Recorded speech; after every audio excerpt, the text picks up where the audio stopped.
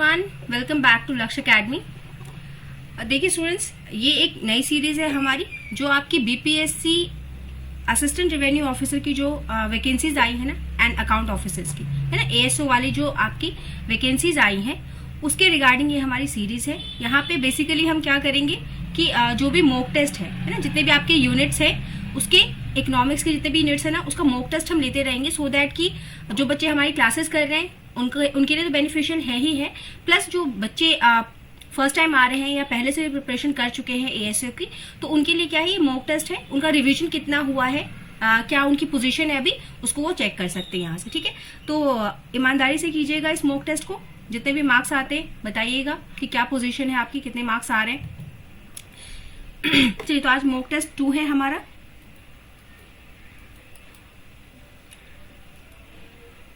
Okay, तो कुछ basic जानकारियां थी। प्लस अगर कोई भी स्टूडेंट ना फर्स्ट टाइम हमारे चैनल पे आया है, पहली बार वो यहाँ विजिट कर रहा है, तो आप डिस्क्रिप्शन बॉक्स में एक लिंक गिवन है, वहां से जाके हमसे कनेक्ट हो जाइए, सो दैट कि जब जब ये मॉक टेस्ट की क्लास आए ना, तो आपको ये नोटिफिकेशन आता रहे, है ना।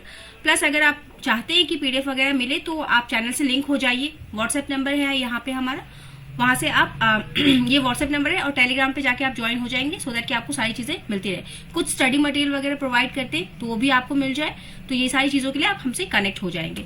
साथ ही साथ अगर किसी भी स्टूडेंट को, है ना, ये थोड़ा सा हमारा प्रमोशन भी कर लेते हैं हम, कि अगर किसी बच्चे को अगर बैच लेना है ना, किसी को अगर चाहिए कि क्लासेस वगैरह सब कुछ उसको मिल जाए, नोट्स क्लासेस सब डिटेल में मिल जाए, है ना, जैसे कि जीएस कवर करेंगे हम, कॉमर्स का पूरा सेक्शन कवर करेंगे, लाइव एंड रिकॉर्डेड क्लासेस होंगी, पीडीएफ नोट्स डाउनलोडेबल फॉर्म में होंगी, प्लस आपका हिंदी एंड इंग्लिश दोनों लैंग्वेज में आपका पीडीएफ रहता है, तो आप वहां से अवेलेबल कर सकते हैं। टेस्ट है आपके, अगर परचेज करना है तो उसके लिए भी लिंक गिवन है आपका, और अभी अच्छा खासा डिस्काउंट चल रहा है, 30% का ऑफ चल रहा है, तो प्लीज, और अभी स्टार्टिंग ही फेज है, तो जरूर से आप क्या है इसको अवेल कर लेंगे, है ना, इस अपॉर्चुनिटी को आप ले लेंगे।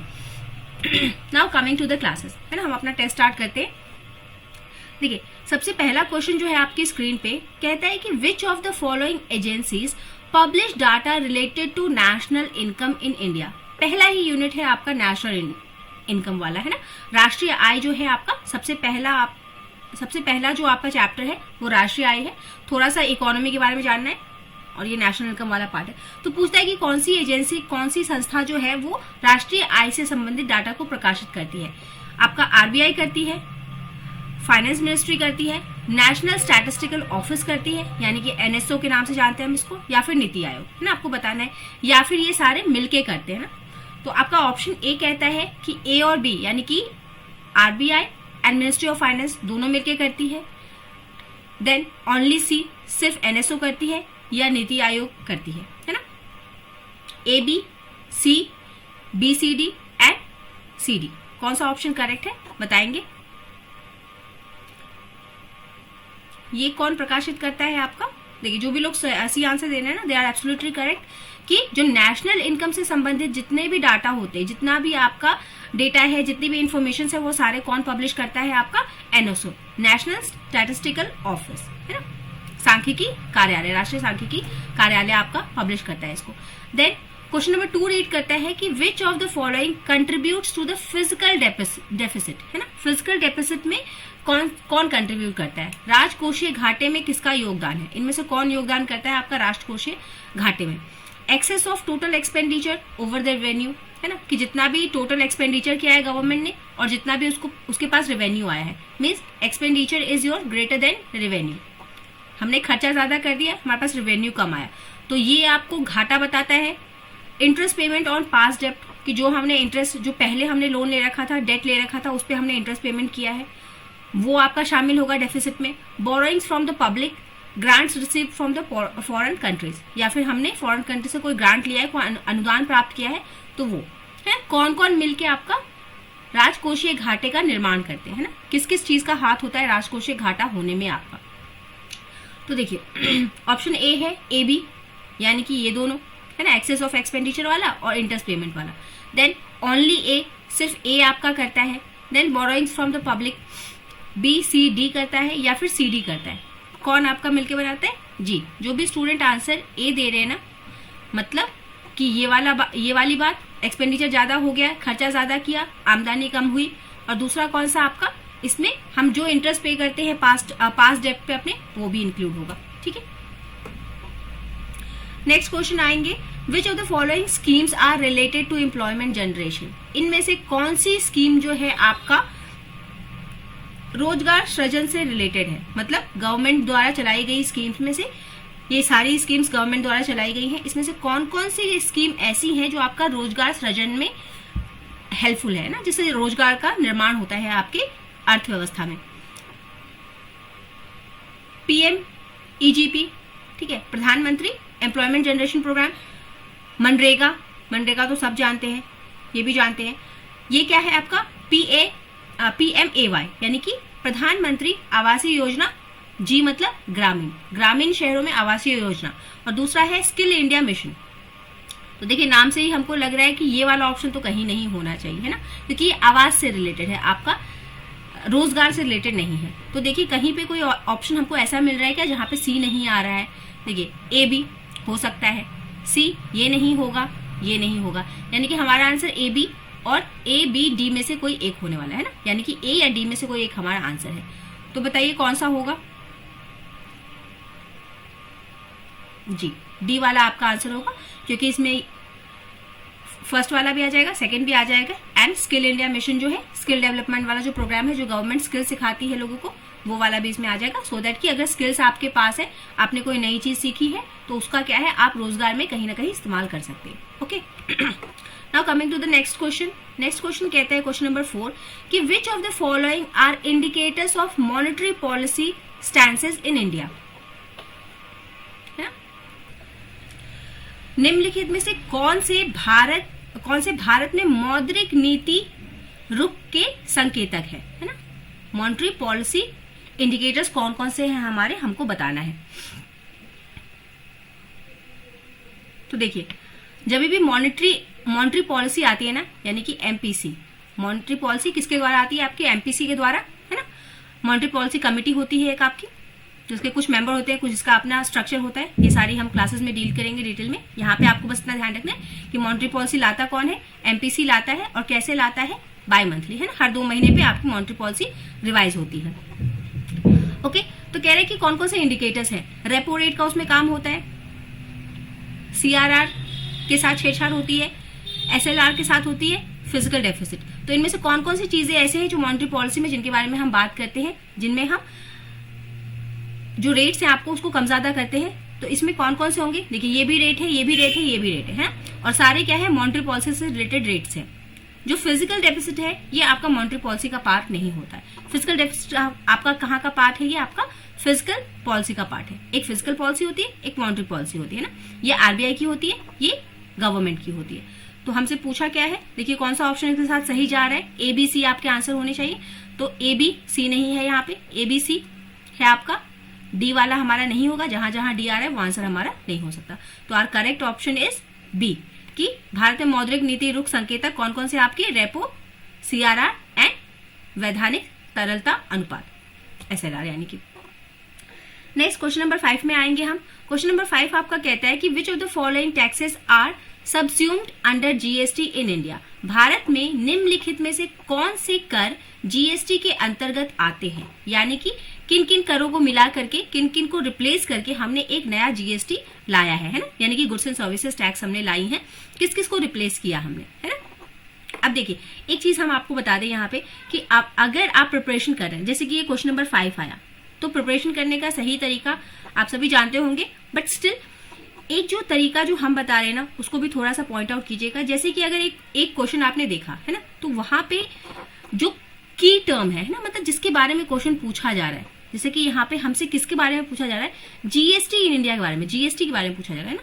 तो अब अगर GST यहाँ पे एक शब्द आ गया ना, तो इस शब्द के पीछे आपको इसकी सारी चीजें पता होनी चाहिए। जैसे ही ये क्वेश्चन आपके सामने आएगा, आपको पूरा GST याद आ जाना चाहिए कि कब आया, क्यों आया, किस किस को हटा के आया, कौन लाया, किसकी रिकमेंडेशन पे आया, है ना। ये सारी चीजें आपको इसके बारे में पता होनी चाहिए, तब जाके आप सही मायने इस क्वेश्चन नंबर 5 को कर रहे हैं, है ना। यानी कि ये नहीं कि मैंने एक यहाँ पे क्वेश्चन आपको बताया और आपने इसका आंसर टिक कर दिया, बात खत्म। आप यहाँ पे जो इसका की कॉन्सेप्ट होगा, जिस शब्द के इर्द गिर्द ये पूरा क्वेश्चन बना है ना, उस शब्द के बारे में आपको सारी नॉलेज होनी चाहिए, है ना। नहीं है तो जाके कीजिए, है ना।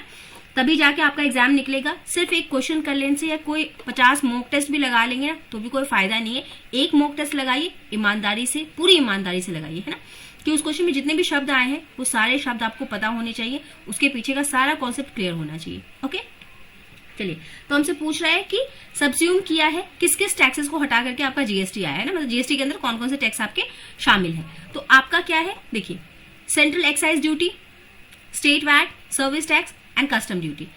आपका जीएसटी जो आया है इनमें से किस किस को इंक्लूड करता है, AB, AC,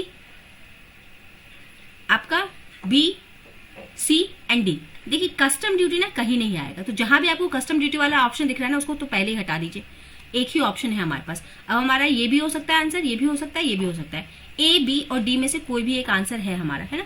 तो देखिए, एक्साइज ड्यूटी इंक्लूडेड है, स्टेट वैट डेफिनेटली इंक्लूडेड है, और सर्विस टैक्स तो ये खुद ही है ना, तो गुड्स एंड सर्विस टैक्स तो इसका नाम ही है, तो गुड्स टैक्स, सर्विस टैक्स तो आ ही गया।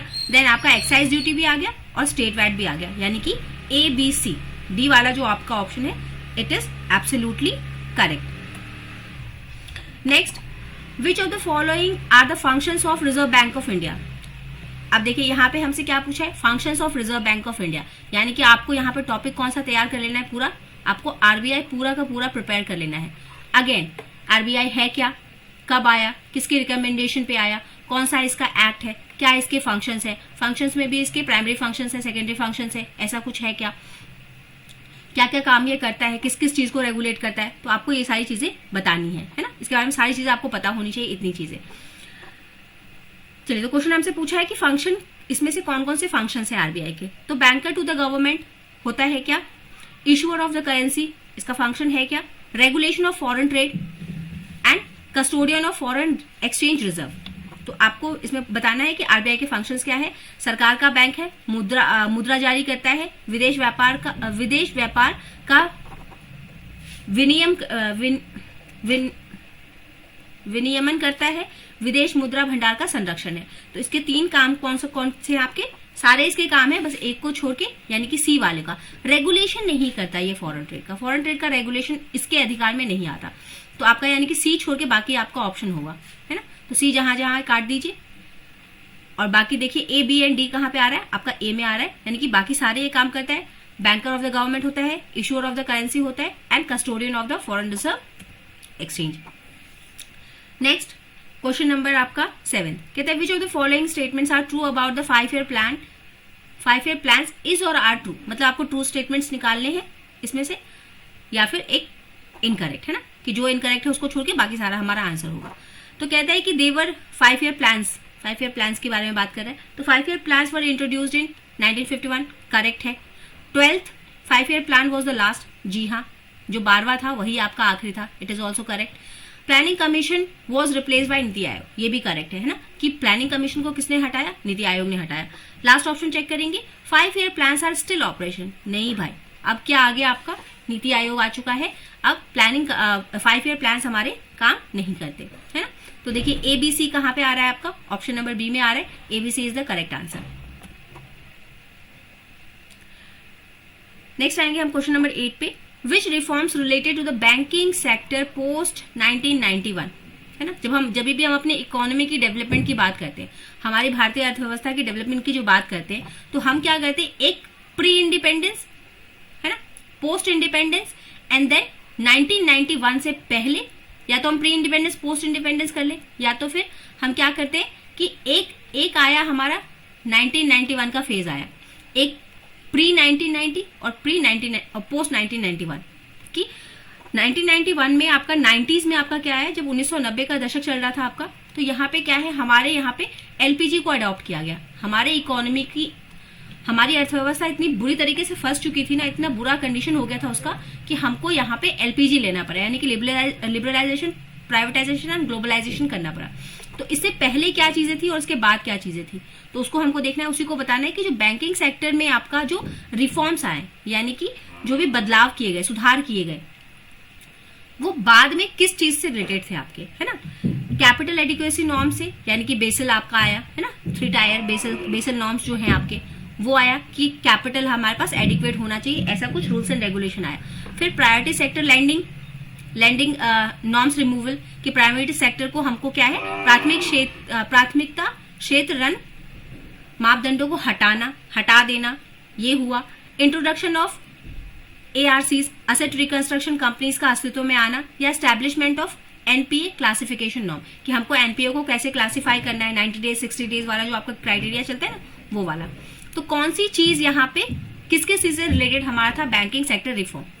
तो देखिए बेसल आया था हमारा, ARC आया, NPA आया, ये तीनों चीजें तो आई, लेकिन प्राइमरी सेक्टर लैंडिंग नॉर्म्स को हमने रिमूव कभी नहीं किया है ना, क्योंकि हम अपने प्राथमिक क्षेत्र को कभी भी नेग्लेक्ट नहीं कर सकते। कृषि विभाग को हम कभी भी अपना जो कृषि पे आधारित जो हम कहते हैं ना 70% गांव में रहता है और कृषि में इन्वॉल्व है, उसको कभी भी नेग्लेक्ट नहीं करते हम। तो आपका बी वाला छोड़ के बाकी तीनों आपके सही हैं। तो देखिए कहाँ पे बी नहीं आ रहा है, ये नहीं हो सकता, ये नहीं हो सकता। देखिए बाकी तीनों हमारे आने चाहिए, यानी कि सॉरी बी वाला नहीं आ सकता, तो यानी कि ACD आपका आएगा, है ना।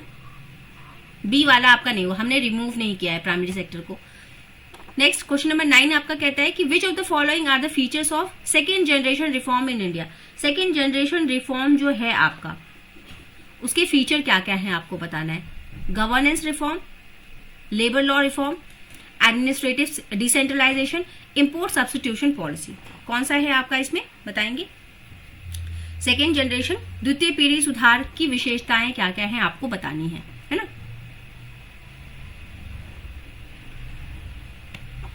देखिए ये सारा सेकेंड जनरेशन रिफॉर्म्स जो थे ना आपके, ये सारे क्या थे आपके इंडस्ट्रियलाइजेशन से कहीं ना कहीं रिलेटेड है। डिसेंट्रलाइजेशन, इंडस्ट्रियलाइजेशन, मतलब हमने प्राइवेट सेक्टर्स के हाथ में चीजें दी। तो वहां पे हमने क्या क्या किया, गवर्नमेंट रिफॉर्म्स के, गवर्नेंस का रिफॉर्म किया, यानी कि गवर्नेंस मतलब क्या, शासन सुधार। तो शासन अब प्राइवेट सेक्टर्स के भी हाथ में जाएगा। देन लेबर लॉ रिफॉर्म आया, श्रम कानून सुधार आया, एडमिनिस्ट्रेटिव डिसेंट्रलाइजेशन, हमने प्रशासनिक विकेंद्रीकरण किया। तो ये तीनों चीजें आएंगी। आपका कौन सा नहीं आएगा, इंपोर्ट वाला पार्ट नहीं आएगा। ओके, तो देखिए डी जहां जहां है उसको हटा दीजिए और बाकी तीनों आपका सही है, यानी कि बी वाला।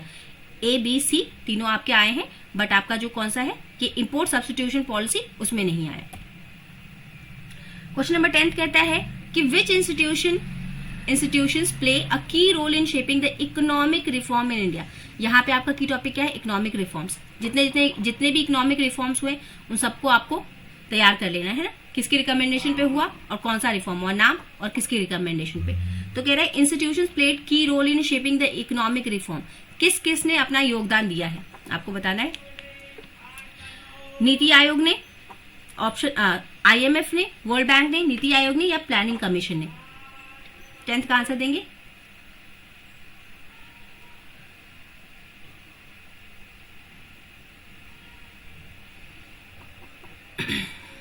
AB, ABC, BCD या फिर A, B और D। देखिए इकोनॉमिक रिफॉर्म से ना आपका नीति आयोग का कोई लेना देना नहीं है। इकोनॉमिक डेवलपमेंट में रिफॉर्म्स में आपका IMF काम करता है, वर्ल्ड बैंक काम करता है हमारा, है ना। वर्ल्ड बैंक आपको एड्स देता है, लोन्स देता है, तो वर्ल्ड बैंक का योगदान होता है, IMF का, इंटरनेशनल मॉनिटरी फंड का और प्लानिंग कमीशन का। इन सबका आपका क्या है, योगदान है। तो यानी कि सी छोड़ के, देखिए यहाँ सी है, यहाँ सी है, इसको छोड़ के और बाकी तीनों, तो आपका ऑप्शन नंबर डी जो है ये करेक्ट है। ओके, क्वेश्चन नंबर 11 कहता है कि which of the following represents the outcome of Indian economic reforms. फिर से आ गया इंडियन इकोनॉमिक रिफॉर्म, यानी इसको बहुत अच्छे से आपको प्रिपेयर कर लेना है ना। कहता है कि which of the following represent the outcome of Indian economic reform. इसमें से भारतीय आर्थिक सुधार के परिणामों को दर्शाता है कौन। इंक्रीज FDI इनफ्लो, है ना, FDI का हमारे देश में आना, हायर फिजिकल डेफिसिट का ज्यादा होना, ग्रोथ इन सर्विस सेक्टर में ग्रोथ का होना, या डिक्लाइन इन प्रॉपर्टी। कौन आपको बताएगा कि हमारे यहाँ पे इकोनॉमिक रिफॉर्म हो रहा है, कौन कौन से इंडिकेटर्स हैं आपके, है ना। तो देखिए हमारे इंडिकेटर्स क्या क्या हैं आपके। हमारे पास FDI का इनफ्लो होना चाहिए, ये तो हमको पता है कि जितना FDI का इनफ्लो होगा उतना अच्छा है हमारी इकोनॉमी के लिए, है ना।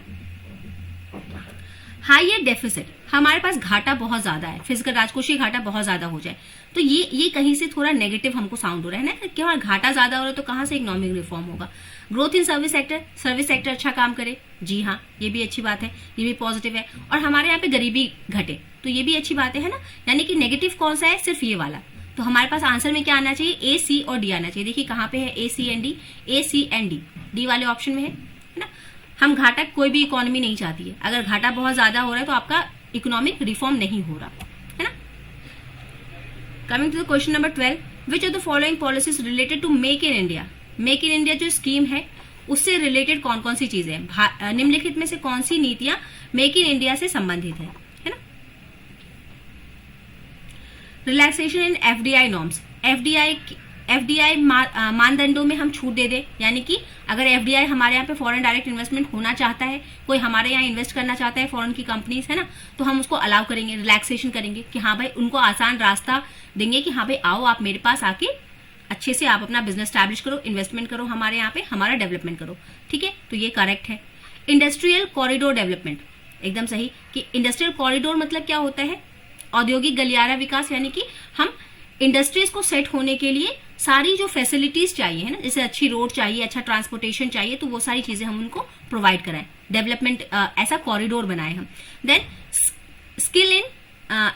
स्किल इंडिया मिशन कि हम अपने यहाँ पे लोगों को स्किल्स दें, ये भी सही बात है। एग्रीकल्चर मिनिमम सपोर्ट प्राइस, ये कहीं से नहीं है, ये हमारा क्या है, मेक इन इंडिया से रिलेटेड नहीं। मेक इन इंडिया बेसिकली आपका क्या है, इंडस्ट्रियल सेक्टर से रिलेटेड होता है ना, कि हम यहाँ पे इंडस्ट्रियल सेक्टर को ज्यादा हम प्रेफरेंस देते हैं। तो यहाँ पे एग्रीकल्चर मिनिमम सपोर्ट प्राइस जो है ये आपका फैक्टर नहीं है, यानी कि डी नहीं है। तो कौन सा होगा, देखिए डी यहाँ है, डी यहाँ है, और बाकी तो ये दोनों तो नहीं होंगे। बी वाला ऑप्शन, जो लोग भी बी आंसर दे रहे एकदम सही है। Question number 13, which of the following are intended effects of the disinvestment in India. Bharat में निवेश के निम्नलिखित में से कौन से प्रभाव अपेक्षित हैं, यानी कि रिड्यूसिंग डिसइन्वेस्टमेंट के लिए कौन कौन सी चीजें आपकी चाहिए। Reducing physical burden, increasing efficiency, हम किस किस चीजों के लिए डिसइन्वेस्टमेंट करते हैं ना, क्या ऐसे मुद्दे हैं जिसकी वजह से हमको डिसइन्वेस्टमेंट करना पड़ता है या फिर हम करते हैं, यानी कि सरकार है ना। तो हमको इफिशियंसी ज्यादा चाहिए जी, फिजिकल बर्डन को हमको कम करना है, फिजिकल डेफिसिट को हमको कम करना है। Strengthening the public sector monopoly, monopoly को बढ़ावा देना है, ये थोड़ा सा नेगेटिव साउंड कर रहा है ना, डिसइन्वेस्टमेंट में मोनोपोली तो कभी नहीं आएगी। Then promoting public ownership, public ownership को प्रमोट करना। तो आपकी देखिए हाँ, जो भी लोग ऐसा आंसर देना, जो लोग भी ये आंसर दे रहे ए बी डी है ना, ये एकदम करेक्ट है। ए बी डी होना चाहिए, यानी कि आपका सी वाला पार्ट होना चाहिए। ये नहीं होगा, हम मोनोपोली को कभी बढ़ावा नहीं देंगे, एकाधिकार को बढ़ावा नहीं देंगे। क्यों, क्योंकि यहाँ पे डिसइन्वेस्टमेंट की बात कर रहे हैं ना हम, यानी कि विकेंद्रीकरण, हम विनिवेश को हम बढ़ावा दे रहे कि भाई सभी लोग इसमें इन्वेस्ट कर सकते हैं, है ना। चलिए second last question of the day, question number 14 कि which of the following reforms are associated with the industrial policy of 1991। कौन कौन से इंडस्ट्रियल पॉलिसी 1991 प्रिपेयर कर लेंगे, यहाँ का कोर टॉपिक। तो कह रहा है कि डी लाइसेंसिंग की हमने यहाँ पे, reduction in role of public sector किया हमने, एनकरेजमेंट ऑफ एफडीआई किया, क्रिएशन ऑफ मोनोपोली, फिर से मोनोपोली नहीं। जब भी हम आपका डिसइन्वेस्टमेंट करेंगे या फिर हम आपका क्या है, जब हमने लिबरलाइजेशन, प्राइवेटाइजेशन, ग्लोबलाइजेशन किया ना हमने, तो वहां पे मोनोपोली को खत्म करने की बात की, कभी भी उसको प्रोत्साहन नहीं दिया हमने। तो आपका ए बी सी जो है वो आंसर करेक्ट होगा, यानी कि B is the correct option, है ना। हमने यहाँ पे डी लाइसेंसिंग की, पब्लिक सेक्टर के रोल को बढ़ावा दिया, पब्लिक सेक्टर के रोल को कम किया, प्राइवेट सेक्टर को और लाए हम कि पब्लिक और प्राइवेट दोनों मिलकर काम करें, और एफडीआई को तो हमने बहुत ज्यादा बढ़ावा दिया ही दिया है ना, क्योंकि हमने ग्लोबलाइजेशन करी। Last question of the day, question number 15 कहता है कि which of the following reforms were aimed at improving the business environment in India. तो आपको यहाँ से बिजनेस एनवायरनमेंट वाला पूरा पोर्शन कंप्लीट कर लेना है अपना, है ना, की टॉपिक आपका इस क्वेश्चन का। तो कहता है कि कौन कौन से जो रिफॉर्म्स हैं आपके, उसने बिजनेस एनवायरनमेंट, इंडिया का जो बिजनेस एनवायरनमेंट है उसको सुधारा है ना। निम्नलिखित में से कौन से सुधार भारत के कारोबारी माहौल को बेहतर बनाने के उद्देश्य के लिए किए गए हैं। इंसॉल्वेंसी एंड बैंकरप्सी कोड लाया गया आपका, स्टार्टअप इंडिया लाया गया, एफडीआई का लिबरलाइजेशन किया। इतने सारे क्वेश्चन कर लिए हमने, देखिए आइडिया तो लग ही जाएगा यहाँ से कि हमने यहाँ पे क्या किया, स्टार्टअप इंडिया किया है, एफडीआई का लिबरलाइजेशन किया है, national rural employment guarantee act ये लाया है। इनमें से कौन कौन सा है आपका, आंसर देंगे जल्दी से।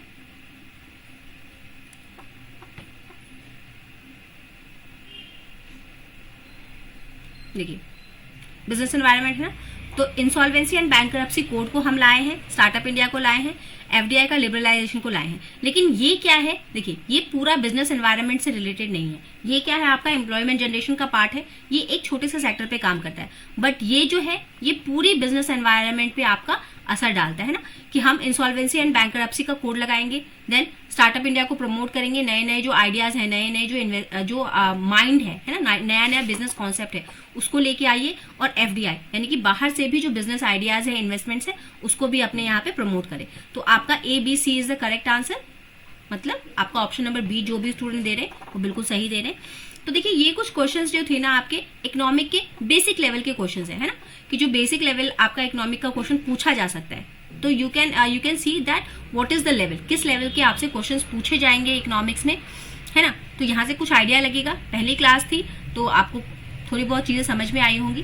पूरा सिलेबस एक बार नोट डाउन कीजिए, अपने सामने सिलेबस रखिए और उसके अकॉर्डिंग पूरा प्रिपरेशन अपना स्टार्ट कीजिए। जो की टॉपिक्स आज हमने बताए हैं उसको एटलीस्ट जाके जरूर देखिए। नहीं पूरा टॉपिक देख सकते तो कहाँ कहाँ सिलेबस में आया है उसको पॉइंट आउट कर लीजिए, ठीक है। तो थैंक यू एवरीवन। इसी के साथ जाते जाते अगर किसी भी स्टूडेंट को बैच परचेज करना है, कवर करना है, ये सारा पोर्शन जीएस का, कॉमर्स का सारा पोर्शन कवर होगा तो आप कर सकते हैं, ठीक है। Thank you everyone.